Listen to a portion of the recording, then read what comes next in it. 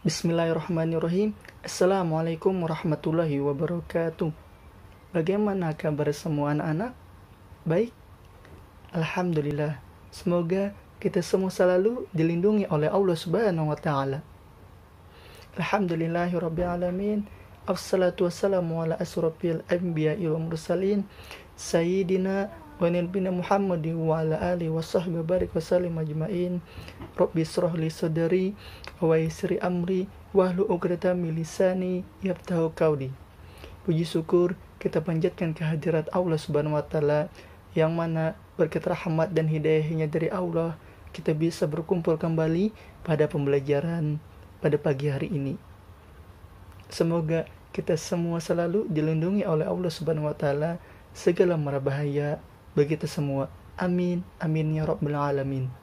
Tidak lupa juga selawat serta salam selalu tercurah kepada bimbingan kita, junjungan kita, keharibaan kita Nabi besar Muhammad sallallahu alaihi wasallam, yang mana beliau membawa kita ke zaman kegelapan, ke zaman yang penuh ilmu dan barokah pada saat ini. Baik anak-anak Bapak semua, sebelum memulai pembelajaran pada hari ini, marilah kita bersama-sama membacakan basmalah. Bismillahirrahmanirrahim. Pada pertemuan kali ini kita akan membahas tentang iras. Sebelum kita membahas tentang iras, saya akan menjelaskan atau mereview apa itu maunah. Pengertian maunah. Tidak sedikit dari manusia yang ketika melakukan sesuatu dalam keadaan tertentu mengalami kesulitan dan pada akhirnya membutuhkan pertolongan dari orang lain ataupun pertolongan dari Allah Subhanahu wa taala. Pada umumnya, masalah dalam hal ini berbagai macam bentuknya. Misal, tertimpa penyakit, bisnis terancam bangkrut, terjebak atau dikerjai oleh orang yang iri dengki, dan masih banyak dalam bentuk masalah umumnya pernah dialami oleh semua orang. Nah, dalam kondisi ini, orang akan membutuhkan bantuan atau pertolongan dari orang lain ataupun membutuhkan pertolongan dari Allah Subhanahu wa taala.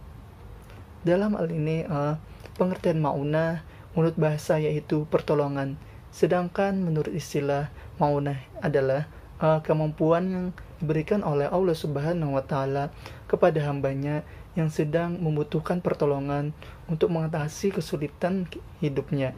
Maunah dapat juga diartikan sebagai pertolongan yang diberikan oleh Allah Subhanahu wa taala kepada orang-orang mukmin untuk mengatasi kesulitan dalam hidupnya menurut akal sehat melebihi kemampuannya. Maunah ini akan dialami oleh orang biasa berkat pertolongan yang diberikan Allah Subhanahu wa taala. Misalnya seorang nenek terjebak dalam rumahnya yang terbakar, dan dengan pertolongan Allah Subhanahu wa taala nenek tersebut dapat keluar dengan membobol tembok yang kokoh. Jika dipikir dengan akal sehat, mana mungkin seorang nenek yang sudah tua dapat membobol tembok yang sangat kokoh jika hal itu bukan karena pertolongan dari Allah Subhanahu wa taala. Contoh lainnya ialah pertolongan Allah Subhanahu wa taala diberikan kepada sekumpulan orang yang dapat selamat dari bencana alam yang sangat dahsyat. Ketika mereka sedang menghafal Al-Qur'an disebut dan mereka selamat. Padahal di sekelilingnya semua sudah hancur dan terbawa banjir. Itulah contoh dari maunah yang mungkin sebelumnya pernah kita tahu. Jika seseorang benar-benar membutuhkan pertolongan dan bersabar dengan senantiasa mengharapkan pertolongan hanya kepada Allah Subhanahu wa taala, pasti akan mendapatkan pertolongan darinya. Karena kita sebagai seorang mukmin sudah seharusnya mengharapkan pertolongan kepada Allah Subhanahu wa taala dan tidak diperbolehkan minta tolong kepada selainnya seperti kepada orang mati atau syaitan. Hal ini telah dijelaskan dalam Quran surah Al-Fatihah ayat 4 yang artinya hanya kepada Engkaulah kami menyembah dan hanya kepada Engkaulah kami memohon pertolongan. Tidak hanya itu, di dalam Quran surah Al-A'raf ayat 197 yang artinya, dan mereka yang kamu seru selain Allah Subhanahu wa taala tidaklah sanggup menolongmu, bahkan tidak dapat menolong dirinya sendiri. Dari kedua artian tersebut di atas, bahwa ma'unah adalah pertolongan yang jelas-jelas dari Allah Subhanahu wa Ta'ala yang diberikan kepada hamba yang bersungguh-sungguh meminta pertolongan darinya dengan bersabar. Selain itu, seorang yang meminta pertolongan hanya kepada Allah Subhanahu wa Ta'ala. Terus yang kedua, dalil nakli dan bukti adanya ma'unah dari Allah Subhanahu wa Ta'ala. Dalam hal ini, dalil nakli, Allah Subhanahu wa Ta'ala memberikan ma'unah kepada hambanya, antara lain itu terdapat dalam Quran surah Al-Maidah ayat 120, yang artinya kepunyaan Allah lah kerajaan langit dan bumi dan apa yang ada di dalamnya, dan Dia maha kuasa atas segala sesuatu.